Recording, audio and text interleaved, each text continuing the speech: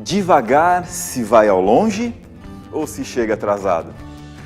Você se considera uma pessoa bastante prudente, cautelosa ou alguém mais já arrojado, corajoso, que se joga nas situações? Se você está buscando encontrar o equilíbrio na fronteira entre a bravura e a cautela, esse episódio é para você.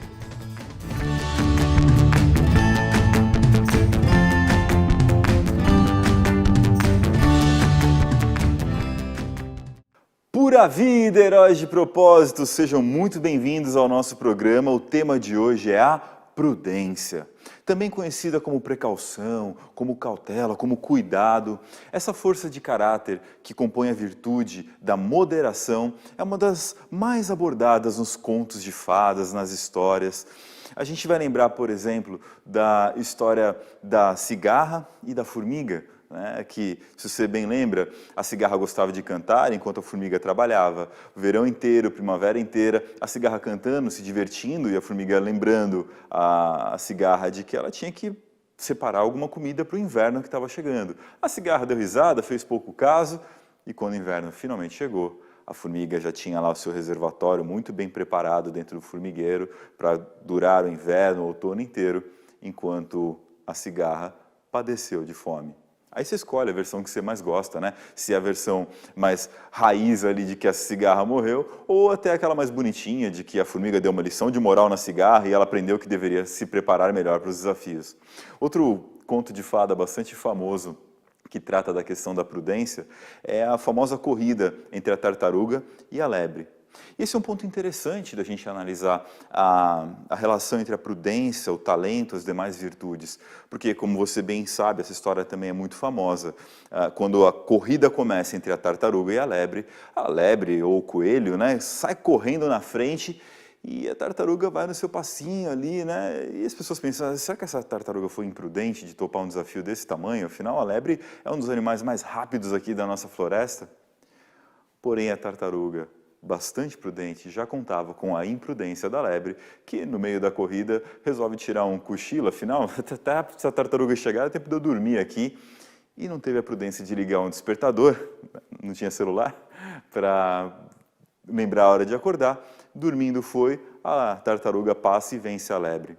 É interessante que nessa relação entre a tartaruga e a lebre, a gente vê que, por maiores que sejam os seus talentos, por maiores que sejam as suas virtudes, se você não tiver o fio condutor, a estrela-guia da prudência, provavelmente você terá muita dificuldade de alcançar o sucesso ou de manter o sucesso uma vez alcançado. Isso me remete muito a uma história que eu ouvia bastante na minha infância, história familiar, real, que aconteceu que eu ouvia muito na minha infância, que a minha avó, a minha batiã, falava sobre ela e meu avô. Quando eles eram jovens, primeiro passaram grande provação financeira, mas com o tempo as coisas foram melhorando e melhorando muito. Conseguiram alcançar uma ótima condição financeira e justamente nessa fase que eles estavam muito bem de grana, a minha avó viu um terreno que parecia ser muito promissor, as pessoas estavam comentando que valeria a pena investir um dinheiro num terreno como esse. E ela foi procurar meu tchan e falou, olha, meu tchan, meu avô, né? Vamos comprar um terreno naquela região e tal, ainda não tem nada por lá, mas vai crescer, vai ficar legal. Meu tchan falou, aquela região é só barro, não tem nada naquele lugar, morro, barro, eu não vou comprar coisa nada naquele lugar. Essa região hoje é conhecida como o bairro do Morumbi, em São Paulo. Quem é aqui da região sabe que é uma das zonas mais nobres da cidade, uma das mais caras talvez até do país. Interessante que, mesmo sendo muito prudente a minha avó, ela estava tentando sim fazer um investimento, correr um risco no investimento, mas pensando no futuro da família, uma vez que uma empresa, um negócio tem riscos de quebrar. Ela viu que meu avô não era muito chegado nesses tipos de investimentos mais seguros e resolveu, no próximo terreno que ela teve a chance de adquirir, comprar sem nem consultá-lo. Ela pegou lá as reservinhas dela, que ela trabalhava como costureira, a parte do negócio da família, e comprou um terreno no que hoje é conhecido como o bairro de Itaquera. Aí você fala, acho que faltou um pouco de prudência para ela, né? Itaquera é uma das regiões violentas aqui do nosso estado, da nossa cidade. Pois é. Mas esse pequeno terreno em Itaquera foi a nossa salvação, quando os negócios da família faliram, quebraram e a gente precisou ter onde morar. onde viver depois que as finanças já não iam tão bem. Pois foi nessa casa, adquirida graças à prudência da minha batiã, que o meu Ditian, que na época ficou marara, falou: como é que você comprou terreno lá longe, não tem nada a ver esse negócio e tal.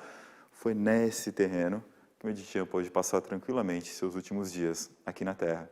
Nesse mesmo terreno que eu passei os primeiros dias da minha infância, na verdade, a quase totalidade da minha infância.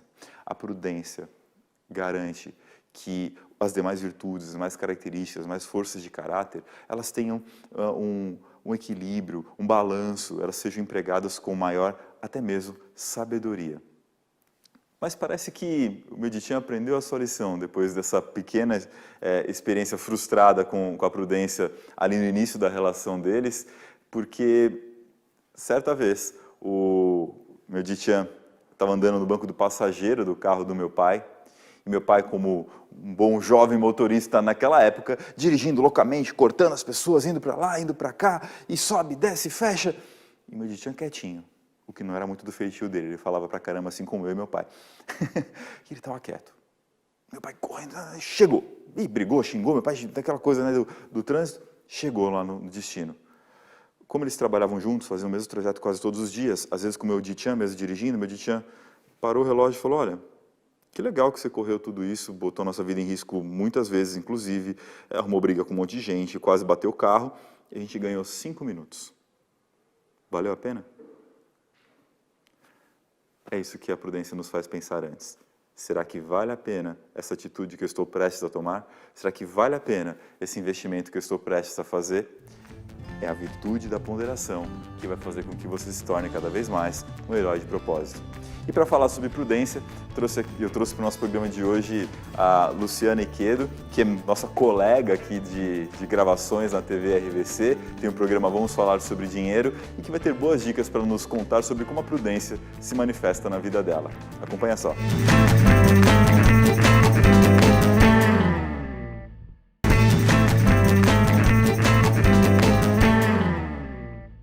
Uma das manifestações mais concretas que a gente tem sobre a prudência ou imprudência das pessoas é a forma como elas lidam com o seu dinheiro. Eu não poderia convidar a pessoa melhor para conversar sobre esse assunto do que a minha colega aqui de emissora, a Luciana Iquedo, que tem um programa Vamos Conversar sobre Dinheiro, para nos ajudar a entender de que forma que a prudência passou tanto pela vida dela como a de vários dos seus clientes, essa jornada que ela vive ajudando as pessoas a lidar com maior cautela, precaução com esse recurso tão especial. Bem-vinda, Lu. Obrigada pelo convite, sempre um prazer estar com você, Takei, estar aqui, né, para a gente tratar desse tema tão relevante. Você que já está voltando, né? Você já participou da nossa primeira temporada lá do Herói de Propósito. Se o pessoal quiser assistir, entra lá na rede RVC, que a Lu já deu um show falando sobre a IKEA de investimentos, então a gente nem vai entrar tanto nesse mérito só agora. Lu, eu já abro a nossa entrevista aqui perguntando para você o que significa prudência. O que é a prudência para você? Takei, a prudência para mim é aquele cuidado que a gente tem que ter, né? Mesmo quando a gente está com o otimismo lá em cima, acreditando que tudo vai dar super certo, que tudo vai dar bom, né? Como a moçada diz agora. Vai dar bom. E se der ruim, né? E se a gente tiver ali algo no meio do caminho que não seja exatamente como a gente pensou. Então, por exemplo, quando a gente fala de investimentos, a gente tem duas grandes questões. A primeira grande questão é assim, e se der tudo super certo, eu viver lá até os 90 anos, né, descendentes de orientais, às vezes vão bem além, né? A gente tem parentes lá com 96, 97 anos. Como que eu tenho que ser prudente para que o meu dinheiro dê até lá?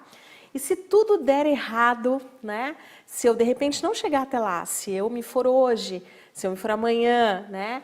O que eu deixo sem resolver?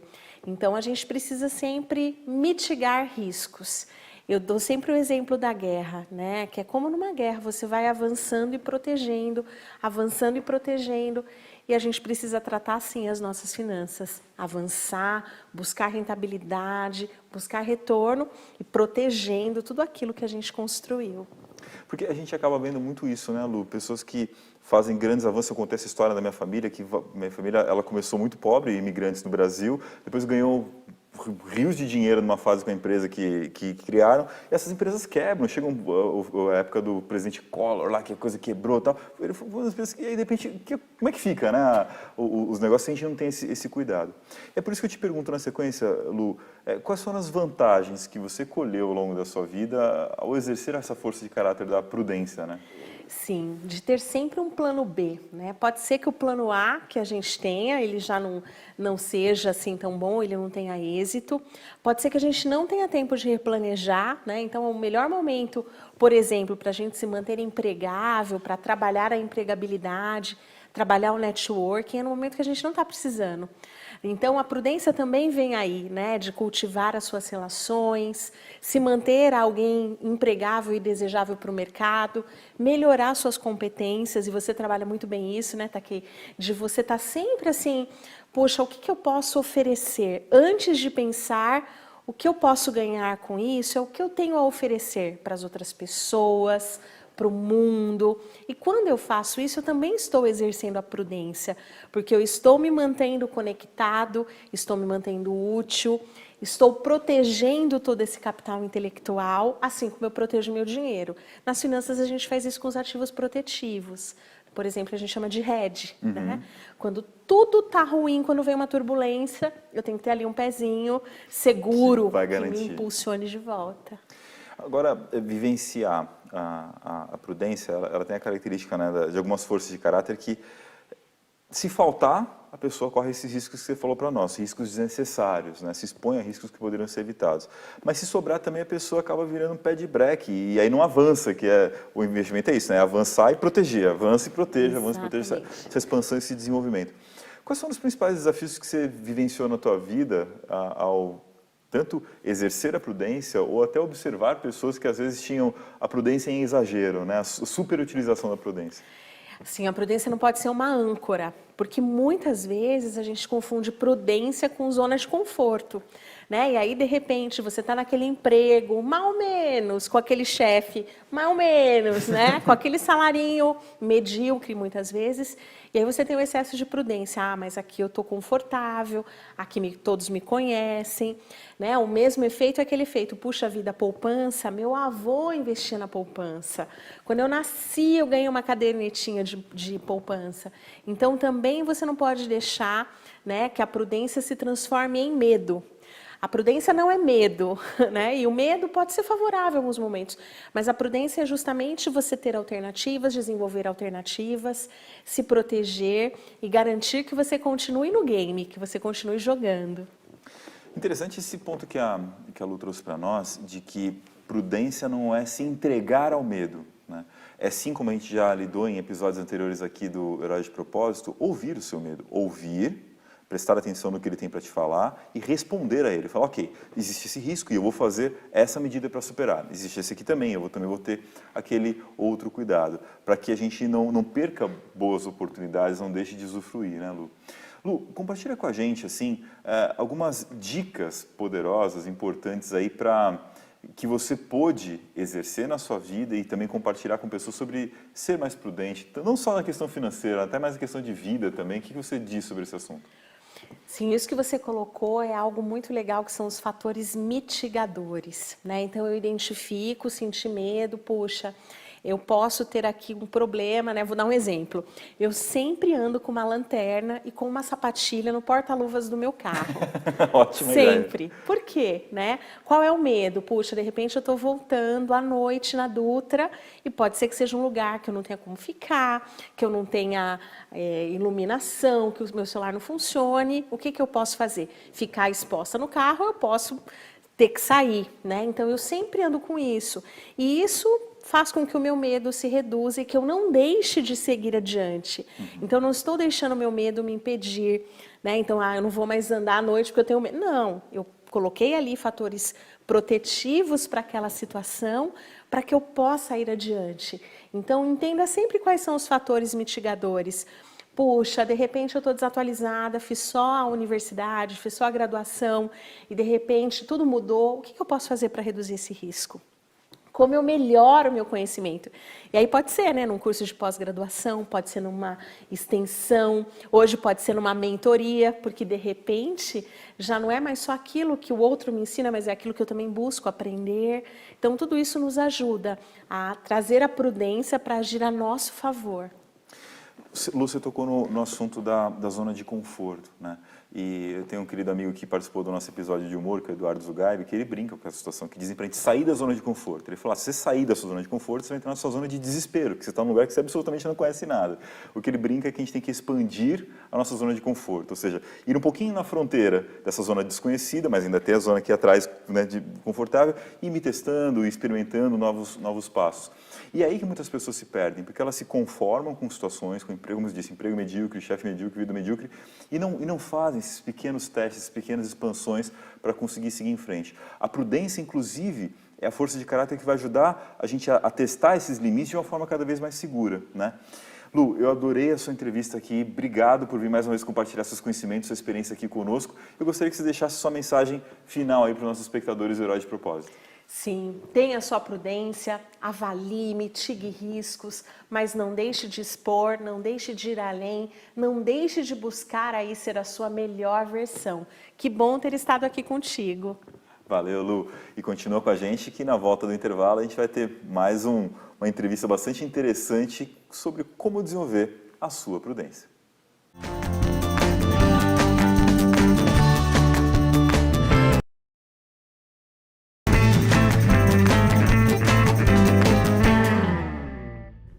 E aí, o que você achou da jornada da Luciana em relação à prudência, a ter mais cautela e as dicas que ela nos deu?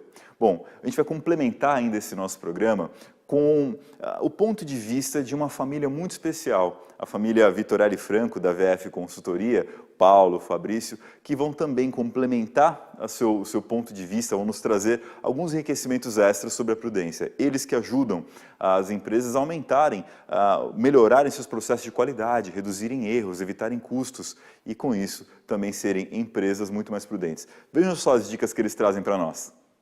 E falando sobre a prudência, eu trago então aqui meus queridos amigos Paulo e Fabrício para comentar um pouco sobre como a questão da prudência funciona, né, no dia a dia deles, nos processos de qualidade. Paulo, como que a força de caráter da prudência se torna, na verdade, uma das bases do trabalho de vocês, na atuação de vocês na área da qualidade? Tá aqui, muito legal estar aqui presente, né, e podendo contribuir. A gente está aí na estrada aí de excelência operacional, melhoria contínua, melhoria de processo há bastante tempo, né? Então, lá a gente sempre tem um desafio, né, de reduzir uma perda, um retrabalho, reduzir um defeito em, por exemplo, 50%. Então, quer dizer, a gente trabalha com metas bastante desafiadoras.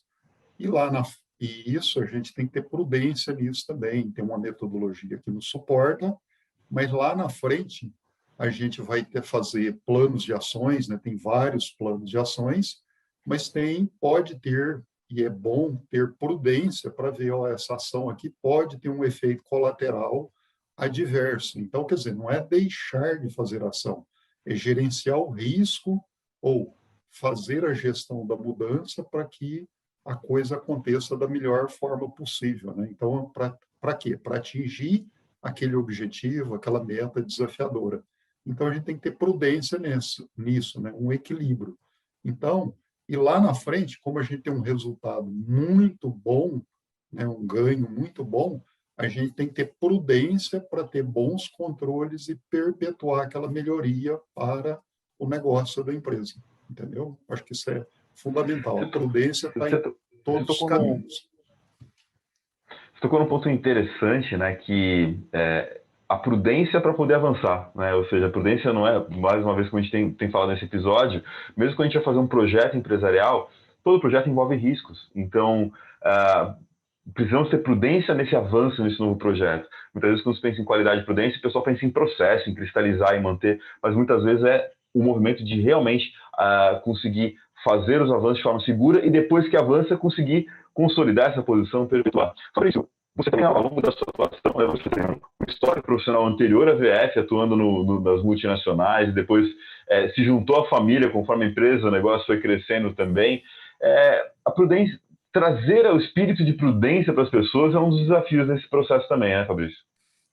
Isso aí, Takei, muito obrigado aí. Essa parte de prudência, realmente eu gosto de trabalhar muito com as pessoas, né? Então, cada pessoa tem que ter um jeito para falar, né? Então, e um modo a falar, um momento adequado também, e às vezes é um desafio, né, para as pessoas. E tanto onde eu trabalhei, 14 anos na indústria, por empresas diferentes, e agora atuando 8 anos pela nossa empresa, da família, quando você às vezes mistura a parte profissional com o pessoal, na empresa familiar é muito frequente, né? Então tem que ter muitos cuidados, né? Eu tenho dificuldades, desafios, todos aqui internamente têm também, tanto funcionário, parceiros e também a família em si, né? Tem que ter o jeito correto de falar, e às vezes não tem, às vezes no momento de falta de prudência, né? Às vezes isso é um pouco da regra, né? Porque a prudência não está totalmente associada à regra, mas a regra ajuda a você manter o alinhamento e o equilíbrio, né, de várias formas, né? Verdade. É interessante que a pessoa que é imprudente ao falar, ao lidar com outras pessoas, acaba levando seu relacionamento, seus resultados, por consequência, para maus lençóis.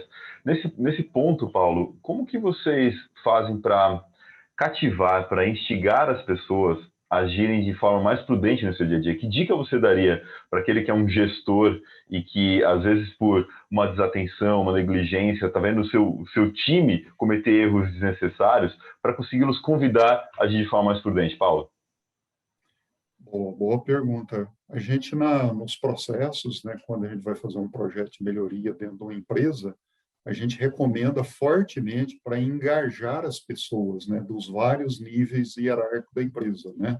Não elitizar o projeto de melhoria, colocar também quem executa as atividades no dia a dia, operadores, operadoras, mecânica, eletricista, todo mundo, né, que está lá no dia a dia para participar do projeto, para depois ele ajudar, né, ajudar na perpetuação, para a gente não ter o risco de perder todo um esforço de melhoria que foi feito, né?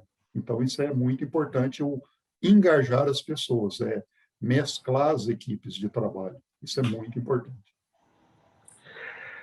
Se a gente não traz as pessoas para acreditar na prudência, para se engajar na verdadeira necessidade dessa prudência, aí a gente vai ter que exercer extremo controle. E a gente sabe que exercer controle exacerbado é extremamente improdutivo, improdutivo para quem controla, improdutivo para quem é controlado e acaba não exercendo a sua melhor atuação.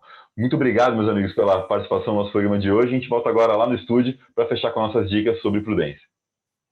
Essa galera da VF Consultoria sabe do que está falando, né? Quando a gente fala de qualidade, quando a gente fala de procedimento, eles dão dicas realmente muito ricas, muito poderosas. Agora, se vocês me permitem complementar a questão do ponto de vista da prudência na sua vida, uma virtude, uma força de caráter que não me veio naturalmente também, é uma que eu tenho que me atentar muito, prestar muita atenção para poder acertar, eu quero lembrar de uma ferramenta muito famosa, principalmente para quem estudou administração, engenharia de produção, que é muito utilizada no planejamento estratégico das empresas, uma ferramenta chamada 5W2H. 5W2H, que é uma sigla, na verdade, uma sopa de letrinhas aí com 5 palavras em inglês, começa com W, 2 começa com H, fazem parte do planejamento estratégico de boa parte dos negócios, mas que pouca gente para prestar atenção, perceber que pode ser aplicada na própria vida. Afinal, o que seriam esses 5W2H?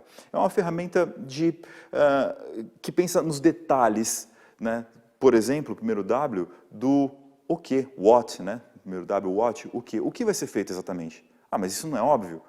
Pois é, às vezes a gente não tem muita clareza, muito foco, não é muito específico no o que exatamente vai ser feito, em qual é o objetivo, detalhar esse objetivo e torná-lo conhecido por todos é importante.